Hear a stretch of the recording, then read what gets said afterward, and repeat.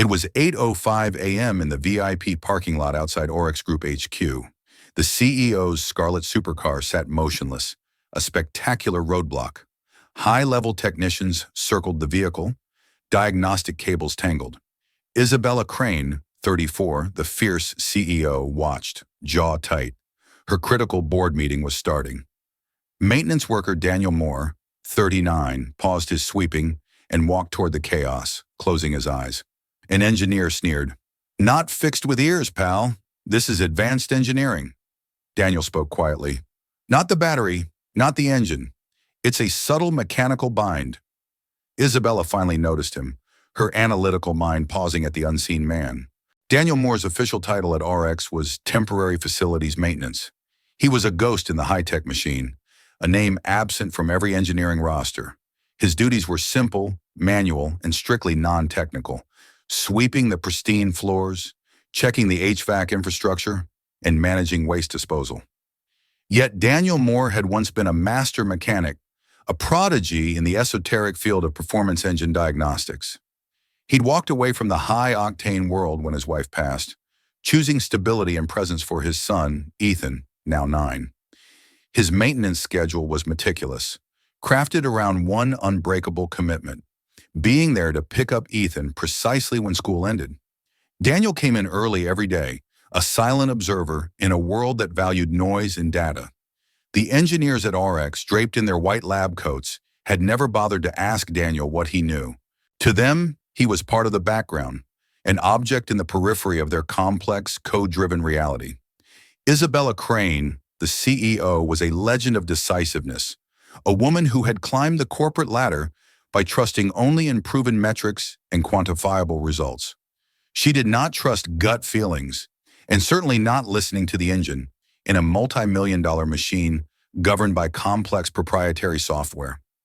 She had already placed emergency calls to the remote senior technical command team, demanding a solution be patched through immediately. The current diagnostics had failed 3 Level 2 reboots and 2 full software sensor refreshes. Harrison was now attempting the dreaded Level 4 protocol, a deep system scrub that required 30 minutes of downtime. Time Isabella did not have. Her impatience was a tangible, icy pressure in the air. The engineers, highly paid and highly credentialed, were baffled. They pointed fingers at proprietary chips and overseas supply chain issues. Meanwhile, the car remained silent. Daniel watched the frantic activity, noticing the subtle difference between the electric whine of the diagnostic equipment and the pure mechanical gasp of the failed engine. He realized the computer was looking for a digital error code, a 1 or a 0, while the engine was speaking in analog, in fractions of a degree and vibrations per minute. His ear isolated the sound, a high-frequency shudder just after the 3rd compression stroke, a sound too transient to be logged as a fault. Daniel stood by the supercar's flank, his presence quiet, almost invisible. He heard the failed ignition cycle again, a frantic, high-pitched whir followed by an abrupt, disappointing silence. But beneath the raw sound of failure, Daniel heard something else, something the sensitive diagnostic equipment was designed to filter out. An unusual, almost musical flutter in the rhythm of the ignition process itself. It was a half beat too fast, then a slight hesitation. He waited for a break in the technician's agitated chatter. Then he spoke, his voice carrying the low, resonant quality of a man who rarely needed to raise it. "With respect," he said, "I believe I know what the sound is telling us." The lead diagnostics engineer, Mr. Harrison, a man whose face was glued to his laptop screen, finally looked up. His expression was a mixture of annoyance and professional condescension. "Sir," Harrison stated, the formality dripping with disdain, "we are running the RX Level 4 protocol. You are unauthorized personnel. You have no input here." He turned back to the screen dismissively.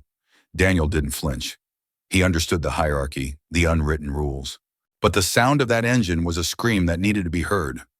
Isabella watched the interaction. She didn't acknowledge Daniel, but her gaze went from the failing diagnosis to the man with the broom. Time was ticking. The board was waiting. The supercar was a symbol of RX's engineering perfection. Its very immobility was a crisis of perception. Mr. Harrison tried the ignition again. The machine choked. The failure was consistent, frustratingly opaque to the blinking sensors.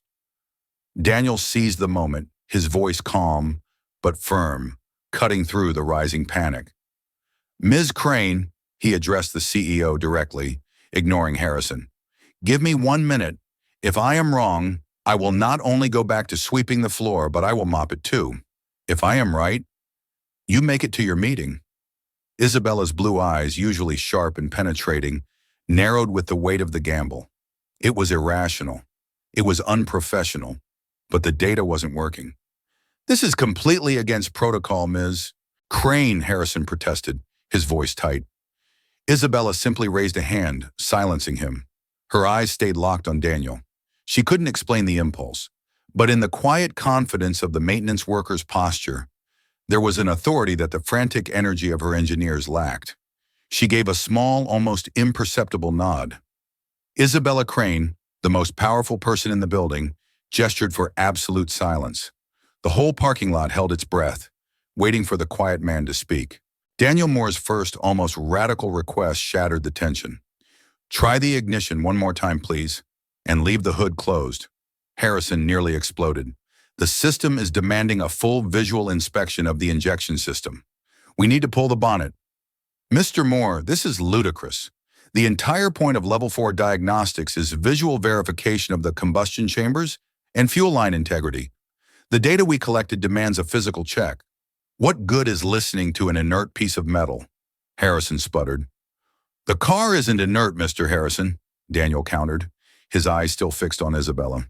"It's resting, waiting to tell us what's wrong. But you have to listen to the symptom during the failure, not just analyze the corpse afterward. My request stands. Try it one last time." Isabella, intrigued despite herself, confirmed the instruction. "Do it, Harrison, now." The lead engineer, defeated, keyed the start sequence on his remote. Vroom cough, gasp silence.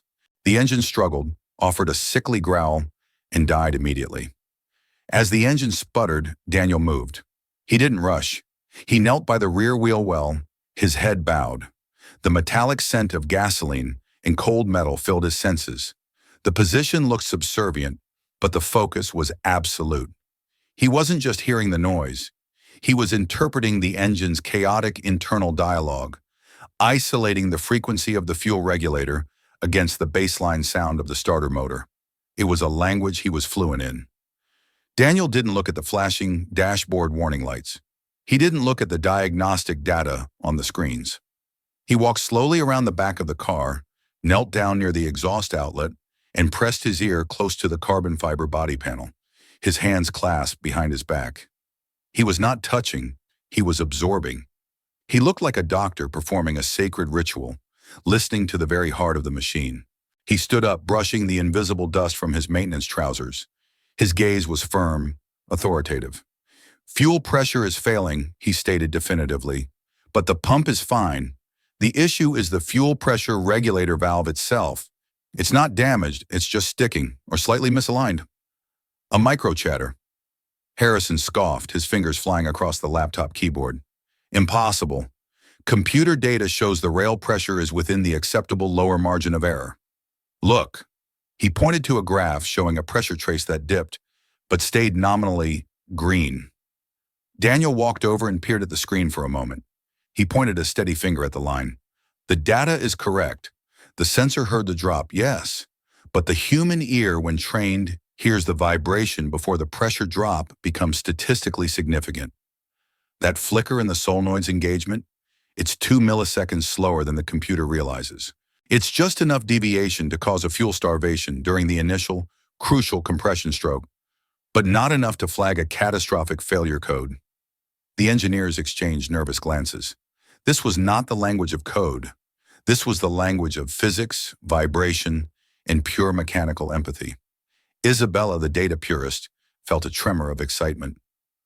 "What do you need to test your theory, Mr. Moore?" "A flathead screwdriver," Daniel requested. "A simple one." Harrison's assistant reluctantly handed over the tool. Daniel took it, his grip professional and confident. He finally reached toward the supercar, but not toward the hood. He reached into a hidden access port beneath the rear bumper, targeting a component that was notoriously difficult to reach. His touch was incredibly light, almost hesitant. He wasn't wrenching or forcing. He inserted the screwdriver into a tiny adjustment recess on the regulator's housing. With barely a movement, a quarter turn perhaps, he made the adjustment. The screw moved with a barely audible click, a sound only Daniel and the car's body panels could have registered. The seal was binding, he murmured, more to the car than to the people. A micro-tolerance shift from the temperature change. Now he looked up at the team. Listen again. Harrison, swallowing his pride, hit the start button. The engine caught instantly. It didn't roar. It hummed. But even more telling, the initial cough and hesitation were gone. It was clean. A collective stunned silence enveloped the parking lot. The high-powered team of engineers stared at the clean startup data on the screens. It was perfect. Daniel immediately signaled for them to turn it off. "It's not finished," he said. The slight tremor of the engine block, imperceptible to the eye, was still not right for a car of this caliber. He repeated the motion, adjusting the screw even finer this time, using the feedback from his fingers alone. He looked at Isabella, who was now standing closer than any of her team, her analytical mind struggling to reconcile the event with her faith in digital diagnostics. The supercar was fixed, not by a terabyte of data, but by a man who listened with his ear. Isabella spoke, her voice slow and genuinely curious for the first time that morning. "Mr. Moore," she asked, "where exactly did you learn to do this?"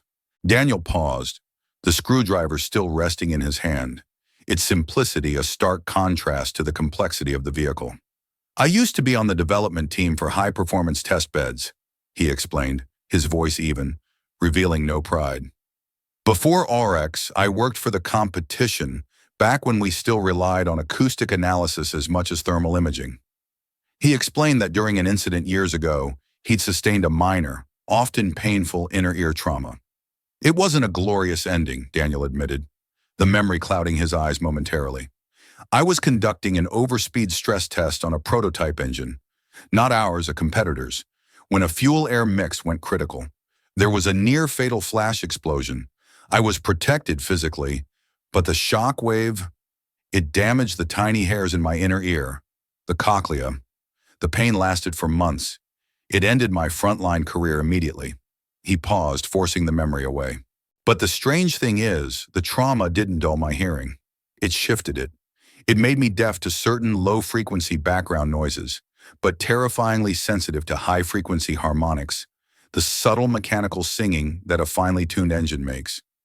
It was like I lost some channels but gained a powerful microphone on others. Every imperfection, every imbalance, felt like a spike through my head." He shook the screwdriver lightly. "I stopped seeing the diagnostics as a series of numbers and started seeing them as a song with a missing note. Ironically, the damage had hypersensitized his hearing to certain frequencies, specifically the subharmonic vibrations emitted by a high-performance engine under load. He could quite literally hear an anomaly before it registered as a full-blown fault. He wasn't relying on luck. He was relying on data points measured in pure sonic wavelengths. Then came the freeze moment. "One last request," Daniel said. He looked at Isabella. "Turn off the monitors, everyone. Shut down the diagnostic equipment. Unplug the cables. We need silence." The high-tech world of Oryx momentarily collapsed. Screens went dark. The only sound was the rustle of disconnected cables. The lot fell into an unnatural silence, the cold air amplifying the ambient stillness. Isabella didn't hesitate this time. She simply nodded. Daniel walked around the car one last time, pressing his palms flat against the metal, almost like checking a patient's temperature. He inhaled deeply, centering himself. He was ready. He gave the final signal. Harrison started the engine. The scarlet supercar, which had been a symbol of failure moments ago, now came alive with a deep, resonant growl, a sound that was smooth, perfectly timed, and incredibly powerful. It idled with an orchestral precision, a low, consistent purr that indicated absolute mechanical harmony. It was perfect. The engineers stood in stunned silence. Harrison checked his now useless watch. Isabella stepped closer, running her fingers over the smooth hood. disbelief yielding to a cold, hard recognition of genius. Twist 1. Daniel pointed to a small, almost undetectable flicker in the air vent beside the engine block. The reason that regulator keeps sticking, he stated, is the vibration profile of this entire current chassis. It's slightly off-center under zero-load conditions. The frequency coupling with the regulator housing is creating a persistent resonant micro-shimmy.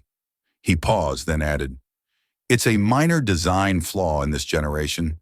It's what causes the seal to bind at this specific temperature range." Harrison, his cheeks flushed, stepped forward.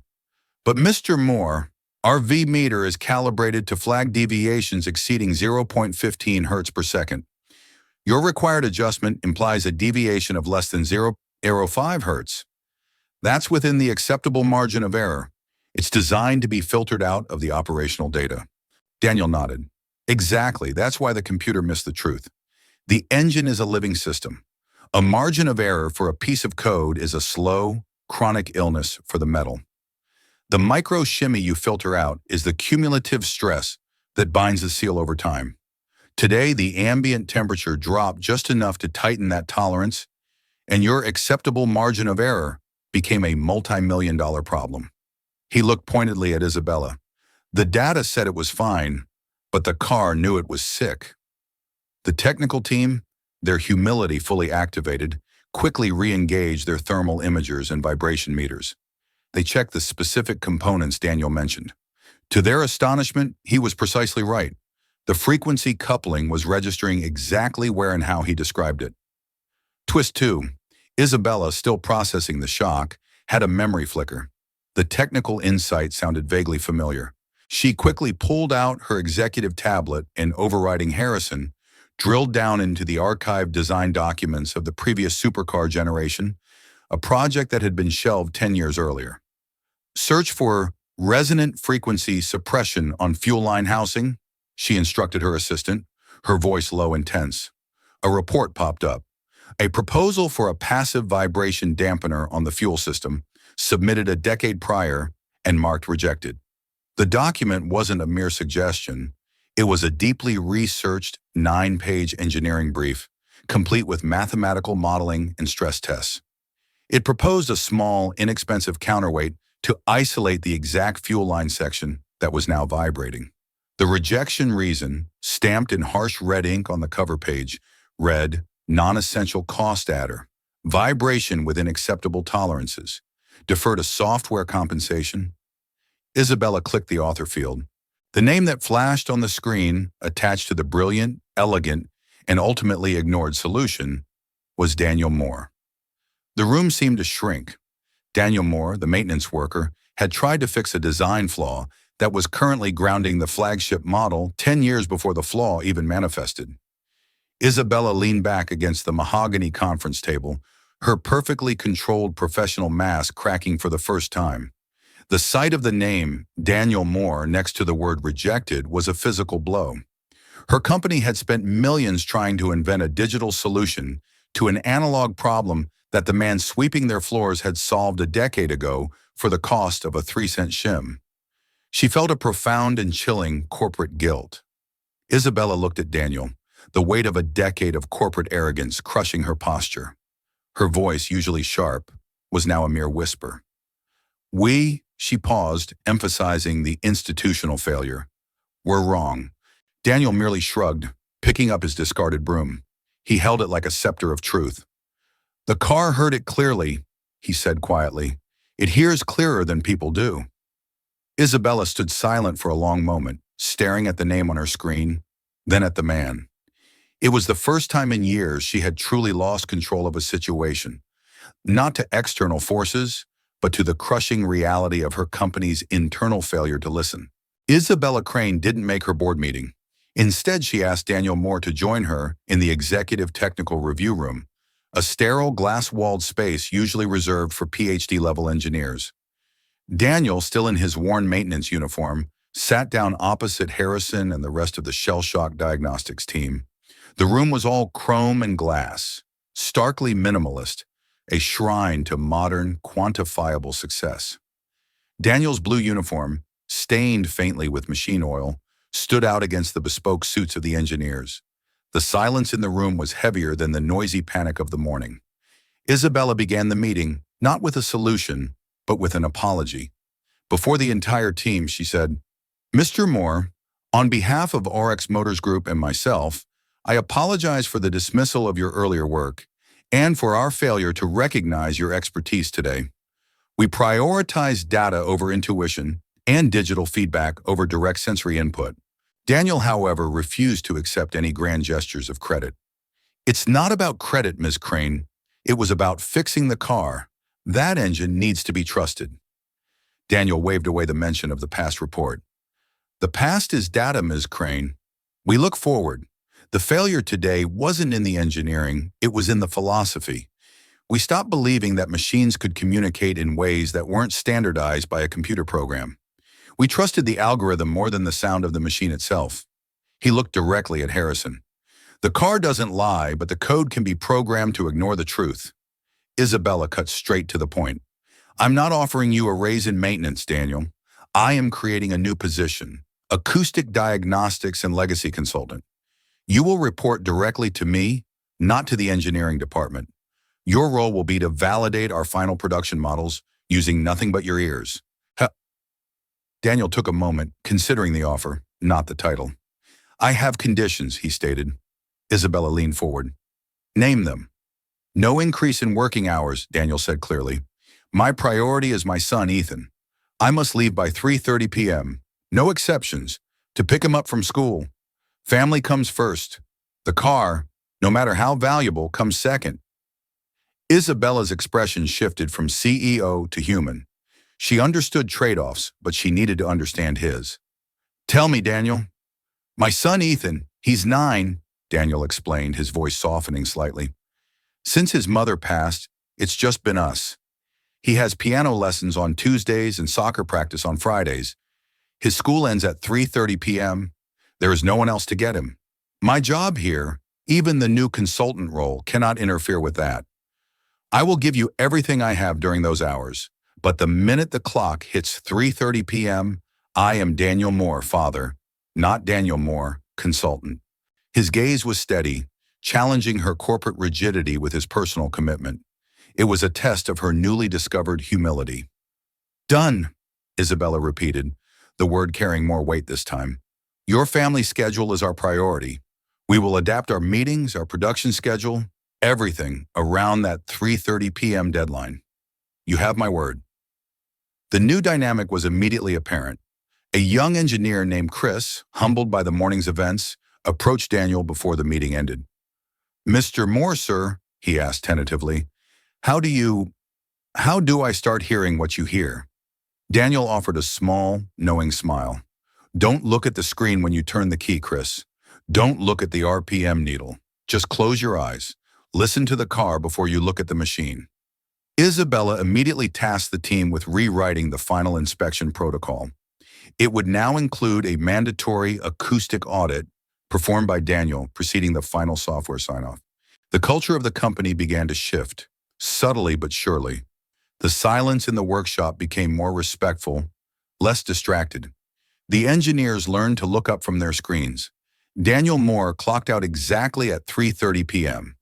He walked out of the massive glass doors, past the scarlet supercar, now perfectly idling for its driver, and got into his own, older sedan. Daniel was driving, the radio off, focused on the road. Ethan, strapping himself into the passenger seat, looked at his father with wide-eyed wonder. "Did you really fix a multi-million-dollar car, Dad?" he asked. "Just by listening to it?" The months passed, and the quiet revolution continued.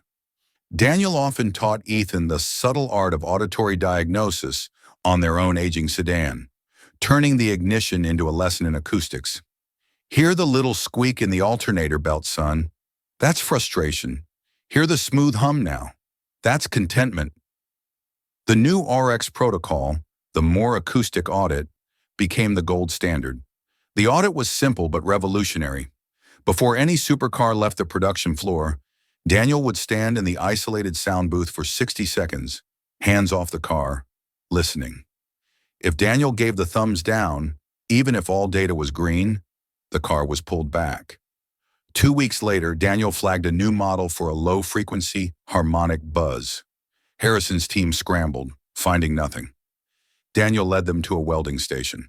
The resonance, Daniel explained, came not from the engine, but from an overly aggressive weld in the passenger door frame, a flaw that would have manifested as a major rattle only after 3,000 miles. Orex prevented a massive recall simply by acknowledging the small, unheard truth. One Saturday afternoon, a different kind of vehicle pulled up to Daniel's modest home garage, the scarlet supercar. Isabella stepped out. She wasn't wearing a tailored power suit, but a simple cashmere coat and jeans. She was alone. This was not a business visit. She looked at the small, organized space of Daniel's garage, a space that valued function over flash. Isabella scanned the garage. A perfectly restored 1970s motorcycle sat under a tarp. Tools hung neatly on pegboards. Everything was ordered, not for show, but for efficiency. It was a space built on honesty. "I came because I wanted to hear it idle properly," she confessed, her hands tucked in her pockets. "I trust your ear more than the factory gauges now." Daniel gave her a genuine, unhurried smile. "It's a good car. It just needed someone to pay attention." "You know, Daniel," she said, leaning against a workbench, "I bought that car because it was the most expensive, most exclusive machine in the world. I thought its silence, its lack of effort, was perfection. I never appreciated the effort required to make it run that quietly."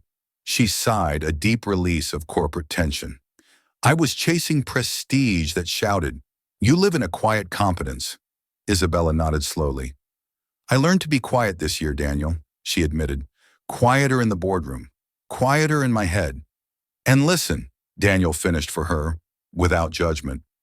Daniel didn't seek a VP title or a corner office. He remained the quiet consultant, his value understood in the quality of his silence and the power of his hearing. He was respected, a deeper currency than fame. Ethan started telling his friends, not with boastfulness, but with a simple pride, "My dad fixes the fastest cars in the world, with only his ears." The final scene took place in the silent, empty VIP lot on a late evening. Daniel stood beside the scarlet supercar, which was being prepped for a cross-country validation test. He didn't lay a hand on the hood. He simply tilted his head, listening to the rhythmic, heart-like thrum of the engine. He murmured, his voice soft against the metal, "It's all right now." Isabella stood across from him, the harsh lighting softening her features. She simply nodded, her eyes glistening slightly, a rare, unguarded moment of emotion. The CEO had learned that the most critical truths are often the things that don't need to shout. If you believe stories like this deserve to be told, leave a comment and subscribe to My Stories.